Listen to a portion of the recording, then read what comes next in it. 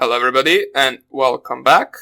And in this video I will show you how you can actually download both VirtualBox and Kali Linux, the newest version.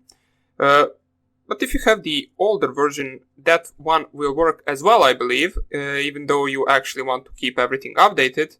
And updating your VirtualBox, for example, is always a good thing to do. So we'll download the latest version of both of these programs and we will try to make our own virtual machine. Now, as you can see right here, I already have both of them downloaded, which this is the installation file that we will use in order to install VirtualBox, which I have installed right here. And this is the Kali Linux 2019.1a version for the 64-bit machine.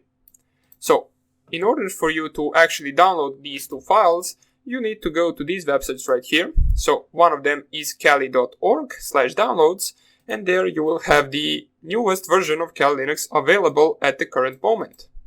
Now, if, for example, in the time where you are watching this course, there is a different version other than 2019.1a, feel free to download that one as well. And if you have any other problems regarding that version being different than this one, feel free to post questions and I will be happy to answer them. So right now what we want to do is actually download the Kali Linux for our virtual machine. So as you can see right here, we have different types of Kali Linux models right here. We have the 64-bit, the Kali Linux LXDE 64-bit, the Lite version 32-bit, and a bunch of other versions as well. Now the two versions that you should focus on are the Kali Linux 64-bit and Kali Linux 32-bit. Now, figure out what your main PC is. For example, my Windows 10 machine, which is this machine right here on which I am on currently, is a 64-bit machine, so I will download the Kali Linux 64-bit version. Now we can see the size of it is 3.3 gigabytes, and we can download it both from the browser and from the torrent. I will click here to download from the HTTP. This will take some time, that's why I already downloaded it before this video started, so I will not be downloading it now. You make sure to wait until all of these 3.2 gigabytes or 3 gigabytes are finished, and after that you can continue with the downloading of VirtualBox. So once again, if you have a 32-bit PC, download the 32-bit version. And after you do that, you want to go to the VirtualBox website, which is right here. So let me go one directory back. You just type in VirtualBox in your Google search bar and you just click on the first link that pops up, which will be Downloads Oracle VM VirtualBox. This will lead you to this page where you can actually pick which one you want to download. As we can see, VirtualBox, the current version is 6.0.4. The platform packages, as we can see, they're separated for Windows hosts, OS X hosts, Linux distributions, and Solaris hosts. Now make sure to pick the version on which your main software, or main operating system is running. For me that is Windows, since I'm using Windows 10. So I'll just click right here on Windows hosts. And as you can see, it will start downloading the VirtualBox 6.0.4 version for me. Now this is a lot smaller file than the Kali Linux 2019 version, so this shouldn't take too much time to finish. But I already have both of these files, so I will actually close this and I will show you how you can install the VirtualBox in this video. So, once both of these files are downloaded for you, I can close this right now, we do not need it anymore. What you can do is actually paste them both on the desktop, as it will be easier for you to find them. And right now we are only interested in this file right here. So this is the installation file for our VirtualBox. Now before I actually install it, let me close both of my machines. So just close it like this.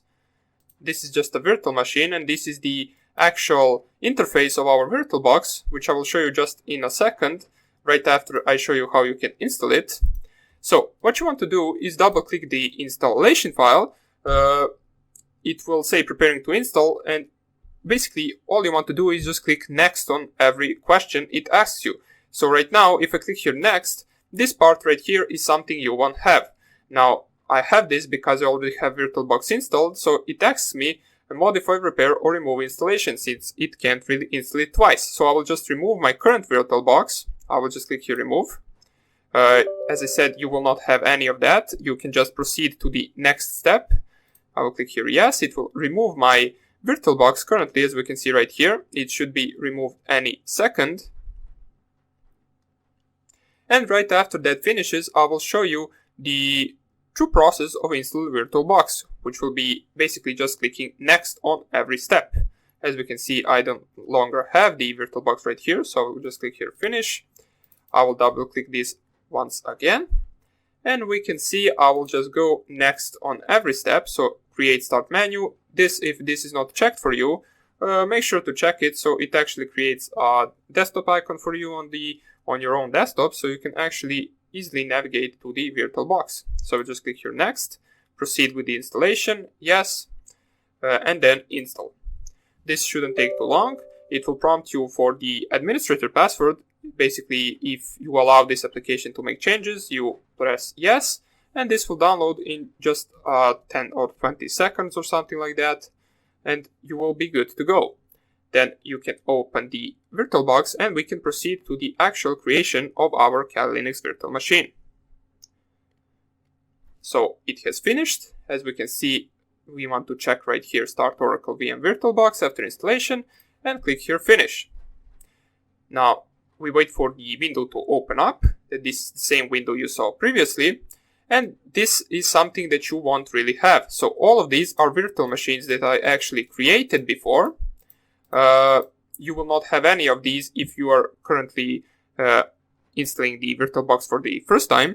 If you already have Kali Linux machine and VirtualBox installed, you're probably skipping this section anyway. So all you have to do right now is actually click here on the new button right here. Now this new button right here basically presents the new virtual machine. So once you click on this, it will ask you for some of the questions in order to create for you the new virtual machine that you will use.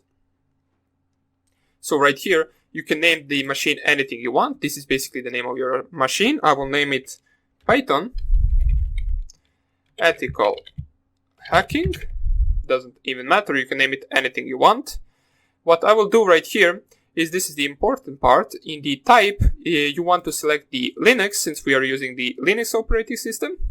And right here, you will have a bunch of these options for the Linux version, and you want to select the Debian 64-bit. Now, if you installed Kali Linux 64-bit version, you select here Debian 64-bit. If you install Kali Linux 32-bit version, you want to select here Debian 32-bit. Since Kali Linux is actually based on Debian. That's why we are selecting Debian right here. So once you make sure everything is good, you have the type Linux, the version Debian, and then 64 or 32-bit. You gave it a name, and this is the folder where the machine will be saved. You proceed to the next step. Now, the next step is basically the memory size which you will give to your virtual machine. Now, this is basically your RAM memory. So for example, as you can see right here, I have 8 gigabytes of RAM memory on this PC, and I want to choose how much RAM memory I want to give to my virtual machine. Now, what this means is basically, if you have 8 gigabytes like me, and you give 2 gigabytes to your virtual machine, every time you start up your virtual machine, the virtual machine will actually occupy 2 gigabytes of your RAM. So for your main machine, there will be left only 6 gigabytes. So make sure to not select too much right here, or it might actually make your PC crash. For example, if I just type here 8 gigabytes, it will not even open the machine, since there will be no memory left for my main PC. So I would advise you to put like 2 gigabytes at least. You can go with 1 as well, I believe, but you don't really want the machine to run that slow. So all you want to do is just select the memory that you are capable of giving to the virtual machine. For example, if you have 4 gigabytes, you can technically give 2 gigabytes for the virtual machine, but it might be running a little bit slower since you only have 2 gigabytes left for your main machine. But it doesn't really matter. For now on, we just want to select the appropriate memory for our virtual machine. Click here Next, and you want to select Create a virtual hard disk now, and click here Create. It will ask you what file type of the hard disk you want. You just click here Next, which is selected as VirtualBox disk image, dynamically allocated. What this means, basically dynamically allocated, it will not fill up the space as you use the machine. Now the fixed size, if you for example give 50 gigabytes of your hard disk memory to this virtual machine, it will already make those 50 gigabytes as full. You will not be able to use them or to do anything with them unless you delete the virtual machine itself. The dynamically allocated will however not take any memory right now, but if you actually use it, can take up to 50 gigabytes of memory. So click here next. I will just leave it on dynamically allocated since it creates it faster. And all it asks right here is the confirmation of the name and the amount of memory you want to give it from your hard disk. Now if your hard disk is for example 1 terabyte, you can give it 30, 20, 40 gigabytes, however you want. Make sure to not go below 20 gigabytes. So I will give this machine around 30 gigabytes of memory. So 32, doesn't even matter. I will click here on create. And right now, as we can see right here, we have Python ethical hacking, which has Debian 64-bit icon right here. You can see the specs of our virtual machine right here. And we will continue to actually installing Kali Linux itself in the next video. So, hope everything went right for you. We will continue with adding our ISO file that we received from the Kali Linux downloading process. And we will use it in order to run our operating system on this virtual machine that we just created. So hope you enjoyed this video, and I hope I see you in the next one. Bye!